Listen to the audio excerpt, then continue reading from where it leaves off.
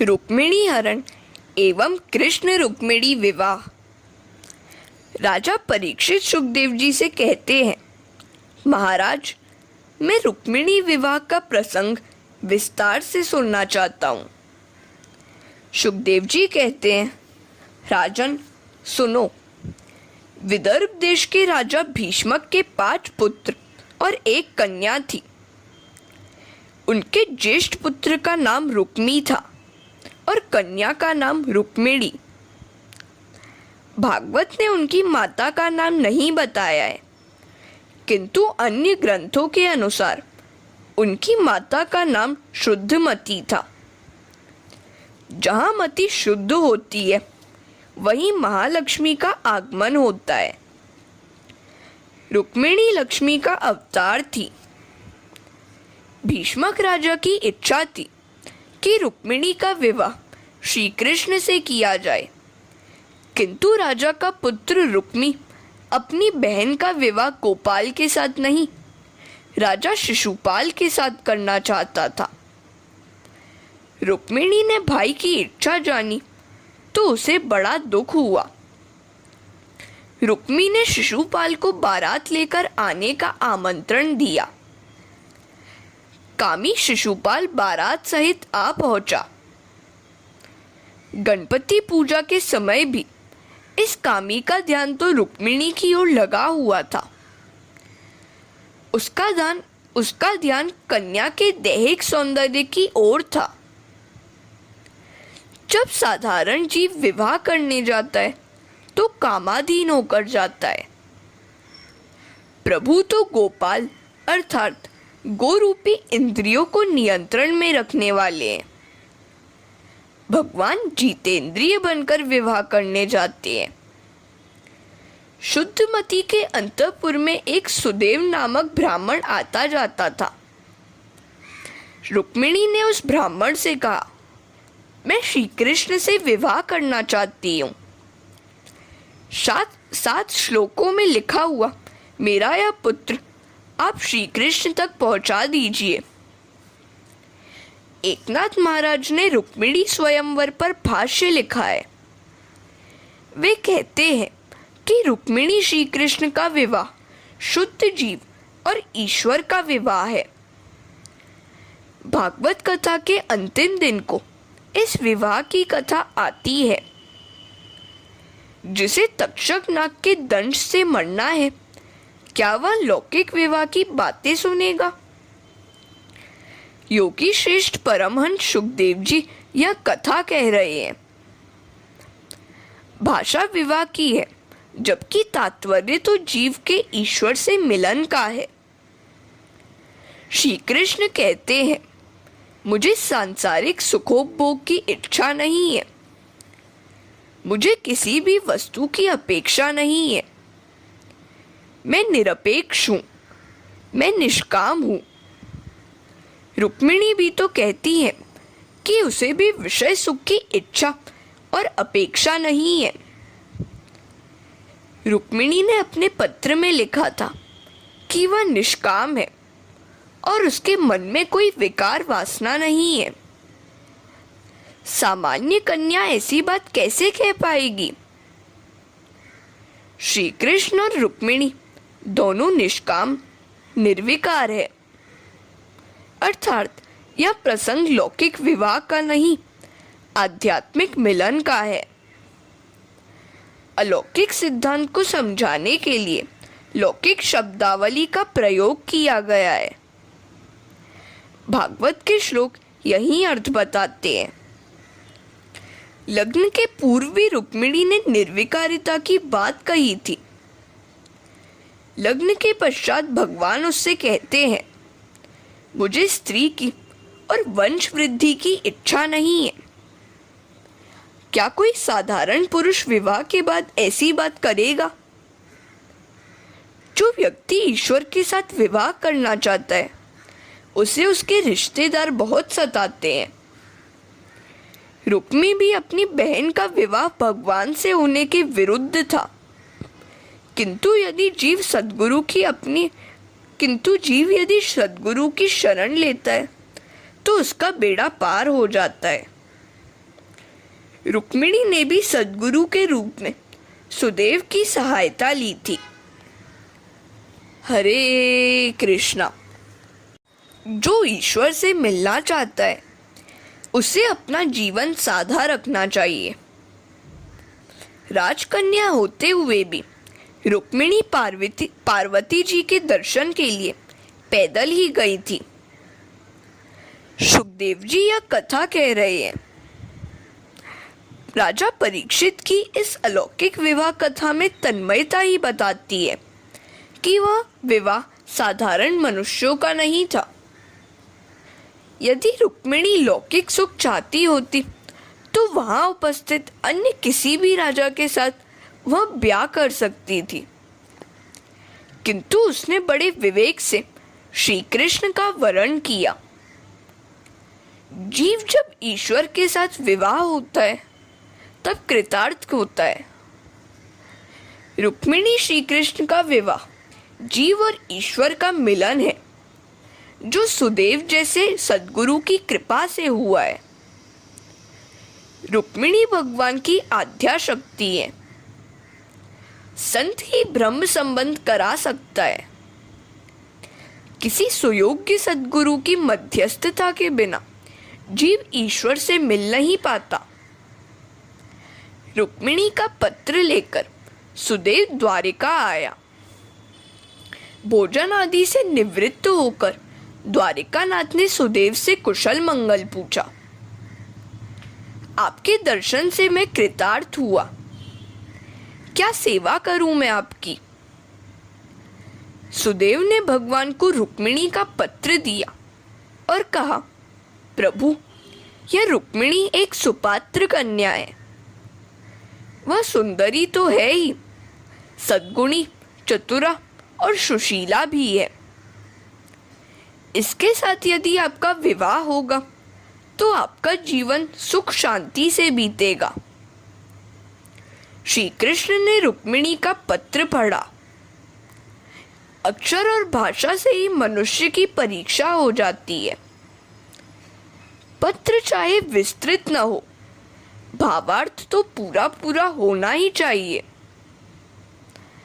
रुक्मिणी ने भी उस छोटे से पत्र में मात्र 7 श्लोकों में मानो गागर में सागर भर दिया था।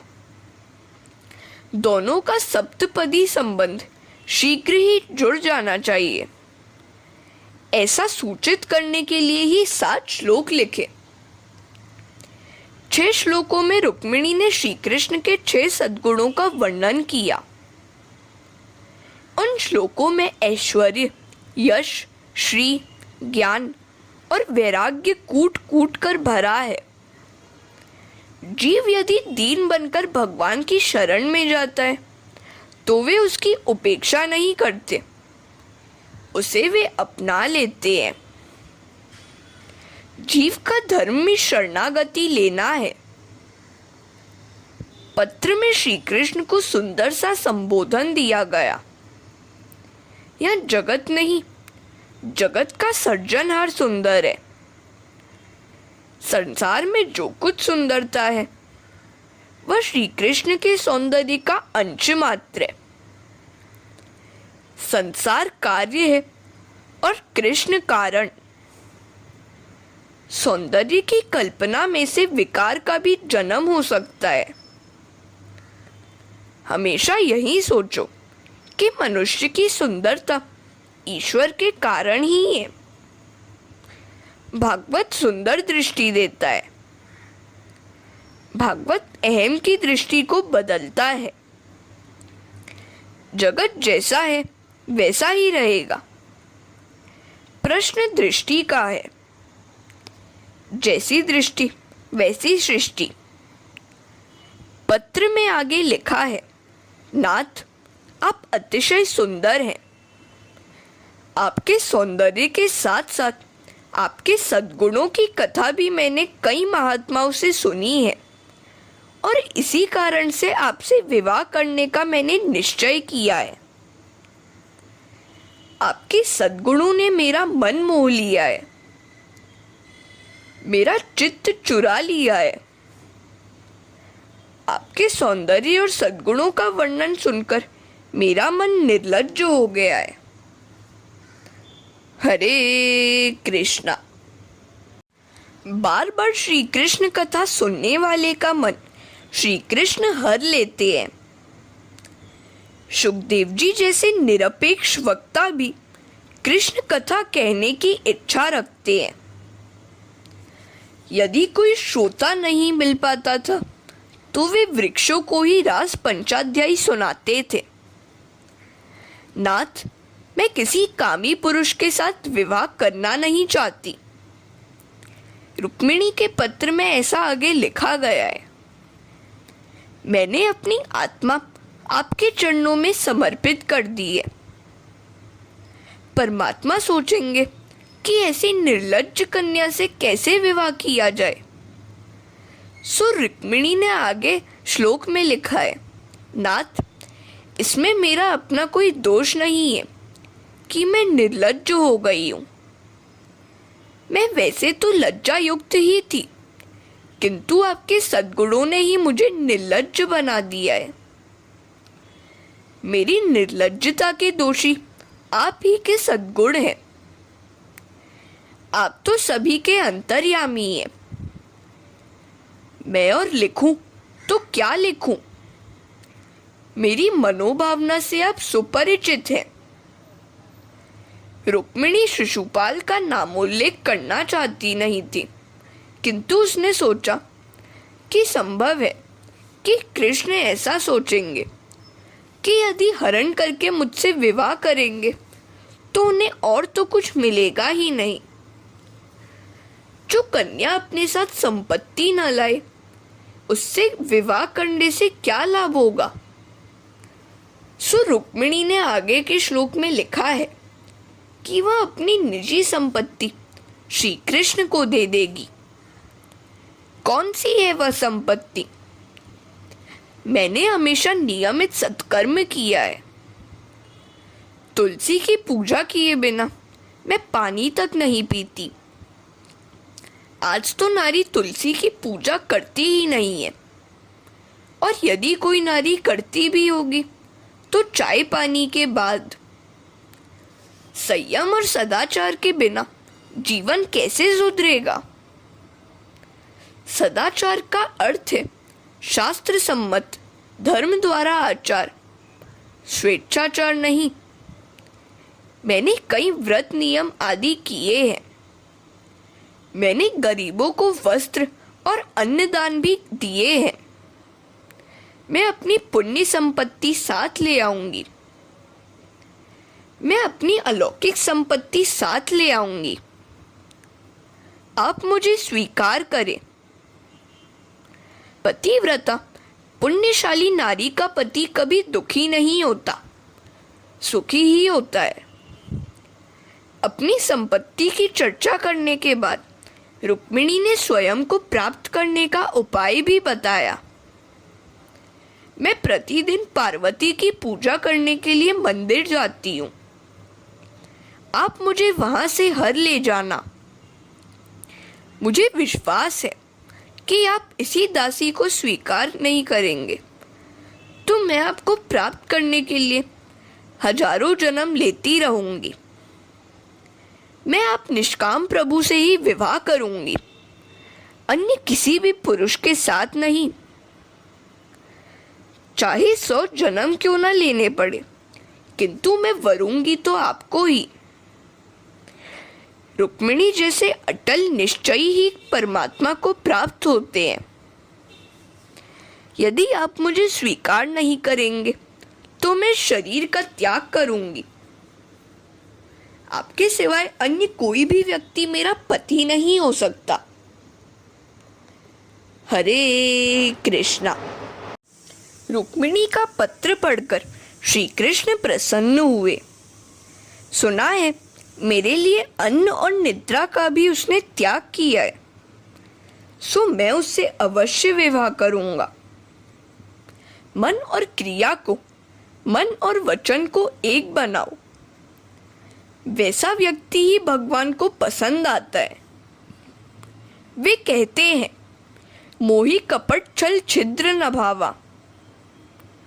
रुक्मिणी श्री कृष्ण की आद्या शक्ति है। वह श्री कृष्ण के सिवाय किसी से भी विवाह नहीं कर सकती। भगवान ने अपने सारथी दारुक से रथ तैयार करवाया और ब्राह्मण सुदेव को वंदन करके गणपति का स्मरण किया और रथारूढ़ हुए। घर से बाहर निकलते समय गणपति के इन शब्दों में स्तुति करोगे तो कोई भी बाधा उपस्थित नहीं होगी। सुमुखश्चैक दंतश्च कपिलो गजकर्णक लंबोदर्श्च विकटो विघ्ननाशो विनायक धूम्रकेतुर्गणाध्यक्षो भालचंद्रो गजानन द्वादशैतानि नमानि यह पठेत् शृणुयादपि। भागवत जगत को यह बताती है कि वे स्वयं भगवान होते हुए भी मर्यादा का पालन करते हैं। मर्यादा का अनुचित भंग करने वाला दुखी होता है। यदि तुम्हें अधिक सुख सुविधा मिली है तो मर्यादा का पालन भी अधिक किया जाना चाहिए। भगवान ने पहले सुदेव को रथ में बिठाया। सुपात्र ब्राह्मण का हमेशा सम्मान करो। साधु संतों का सम्मान करने से लक्ष्मी जी आपके घर में पधारेंगी। एक ही रात में श्री कृष्ण का रथ विदर्भ नगरी में पहुंचा। लोगों को प्रभु के दर्शन से बड़ा आनंद हुआ। सभी कहने लगे कि रुक्मिणी के योग्य तो यही वर है। दोनों लक्ष्मी नारायण से शोभायमान होंगे। उधर ब्राह्मण हंसता हुआ रुक्मिणी के पास पहुंचा। मैं भगवान को ले आया, उन्होंने तुझे स्वीकार किया। रुक्मिणी ने प्रणाम करते हुए पूछा, क्या सेवा करूं मैं आपकी? सुदेव ने कहा कि उनको किसी भी वस्तु की अपेक्षा नहीं है, तेरी जय हो। रुक्मिणी ने कहा, भगवान से मिलाने वाले आपकी मैं जन्म जन्मांतर की ऋणी हो गई। इधर शिशुपाल भी जरासंध आदि राजाओं के साथ आ पहुंचा। उसने श्री कृष्ण के आगमन का समाचार सुना तो वह कुछ डर सा गया। उसने जरासंध से कहा, वह चोर कहीं मेरी होने वाली पत्नी की चोरी कर गया तो?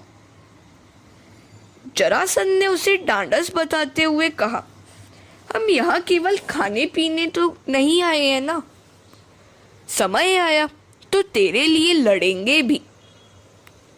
रुक्मी ने भी कहा, मैंने ऐसी व्यवस्था की है कि मेरी बहन के निकट कोई मानव तो क्या पक्षी तक नहीं जा सकता। जब वह पार्वती के मंदिर जाएगी तो उसके आगे पीछे 16 कन्याएं और मेरे कई पहलवान भी साथ होंगे। यह सुनकर शिशुपाल को कुछ शांति हुई। हरे कृष्णा। रुक्मिणी ने स्नान श्रृंगार से निवृत्त होकर तुलसी और माता पिता की पूजा की। माता ने कहा, तेरा विवाह होने जा रहा है, सो उचित है कि तू पैदल ही पार्वती के मंदिर पहुंचे।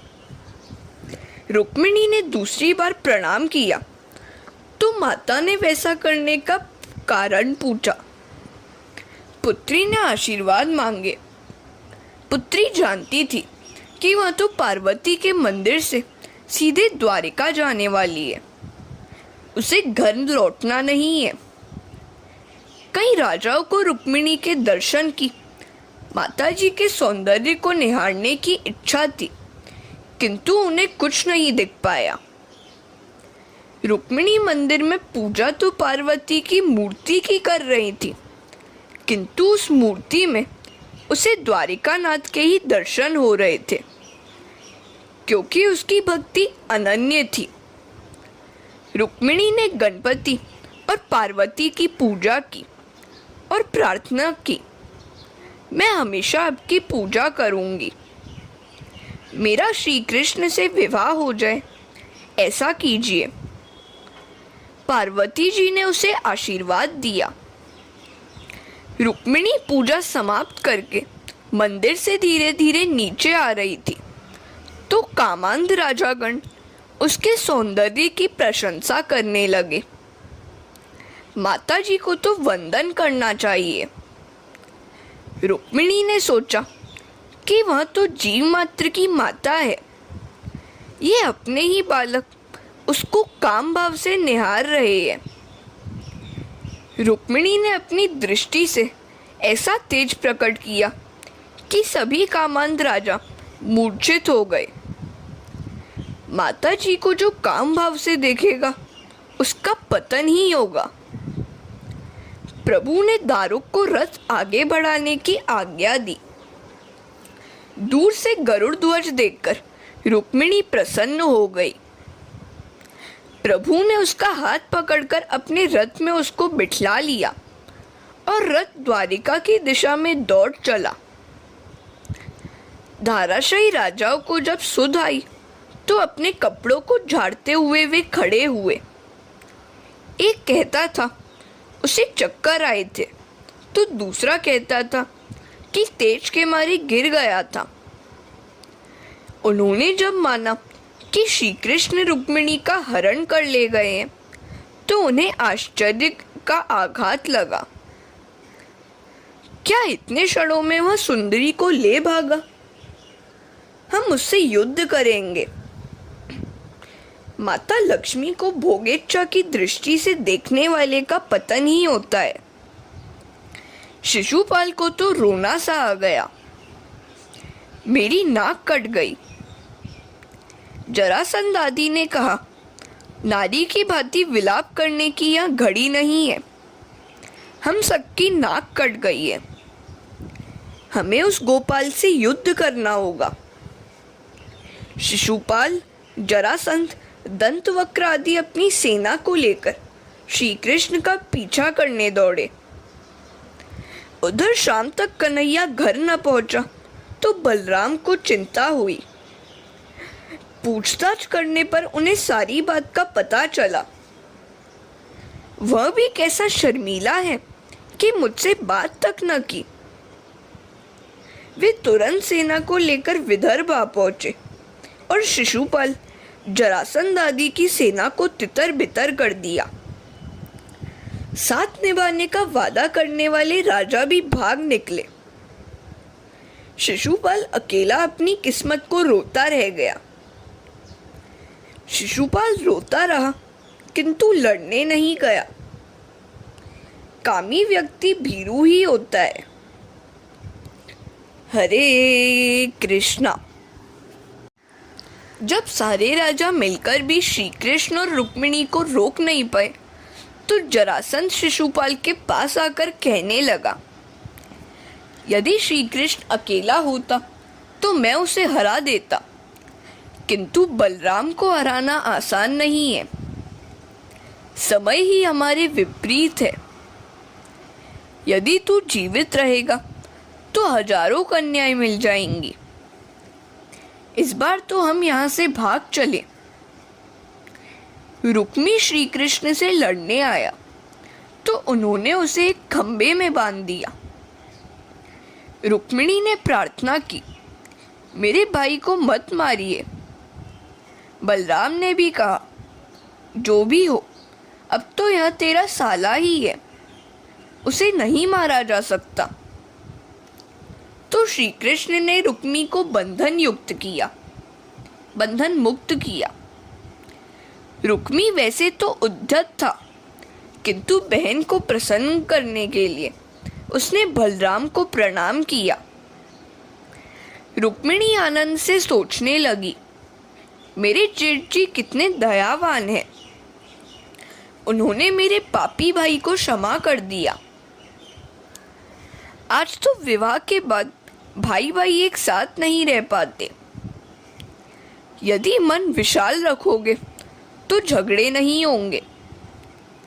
हमारे देश का आदर्श तो संयुक्त कुटुंब का ही है। राम लक्ष्मण आदि तथा पांडव भी एक ही घर में रहते थे। कृष्ण ने उद्धव के हाथ गोकुल पत्र भेजा कि जब नंद बाबा पधारेंगे तभी वह विवाह करेगा। नंद बाबा को आनंद तो हुआ, किंतु उन्होंने सोचा कि वह तो यहाँ आता नहीं है और ऊपर से मुझे वहाँ बुला रहा है। मैं द्वारिका नहीं जाऊंगा। उसके विवाह के दिन मैं यहाँ ब्रह्मभोज करा दूंगा। श्री कृष्ण ने यह बात जानी तो वे स्वयं गोकुल पधारे। मैया, मैं आ गया, मेरे साथ द्वारिका चल, नहीं तो तेरा कन्हैया अविवाहित ही रह जाएगा। नंद, यशोदा, गोपियां तथा अन्य सभी व्रजवासी द्वारिका पधारे। श्री कृष्ण और रुक्मिणी के दर्शन करके भगवान का स्मरण करते हुए गोपियों ने वहां देहोत्सर्ग कर दिया। गोपियों के श्री अंग की मिट्टी से ही गोपी चंदन बना। वहां गोपी सरोवर भी है। गोपी चंदन की महिमा ही न्यारी है। वहां महाप्रभु जी की बैठक है। वहां उन्होंने भागवत पाठ किया था। फिर वहां राजा भीष्मक भी आए। दुर्वासा के श्राप के कारण कृष्ण रुक्मिणी के साथ द्वारिका में तो नहीं रह सकती थी, सो माधवपुर में विवाह विधि संपन्न हुई। ब्रह्मा ने विवाह विधि का मुहूर्त दिया। मार्गशीर्ष मास की पंचमी। रुक्मिणी को मंडप में लाया गया। ब्राह्मण समुदाय स्वस्ति वचनों का उच्चारण कर रहे थे। कस्तूरी तिलकम ललाट पटले वक्षस्थले कौस्तुभम नासग्रे वर्मौक्तिकम करतले वेणु करे कंकणम सर्वांगे हरिचंदनम सुललितम कंठे च मुक्तावली गोप स्त्री परिवेष्टितो विजयते कुर्यात सदा मंगलम। मेरे प्रभु के भाल पर कस्तूरी का तिलक है। वक्षस्थल पर कौस्तुभ मणि है। नाक के अग्रभाग में सुंदर मोती की बाली है। हथेली में बांसुरी है। हाथों में कंगन है। समग्र शरीर पर हरी चंदन का लेप है। गले में मनोहर मोती की माला है और गोपियों से घिरे हुए हैं। ऐसे प्रभु हमेशा सभी का कल्याण करें। लक्ष्मी नारायण के दर्शन से यादवों को परमानंद हुआ। रुक्मिणी महालक्ष्मी है और कृष्ण नारायण। जीव यदि लक्ष्मी का लाल बनकर उन्हें नमन करेगा तो वे उसे भगवान की गोद में बिठाएंगी।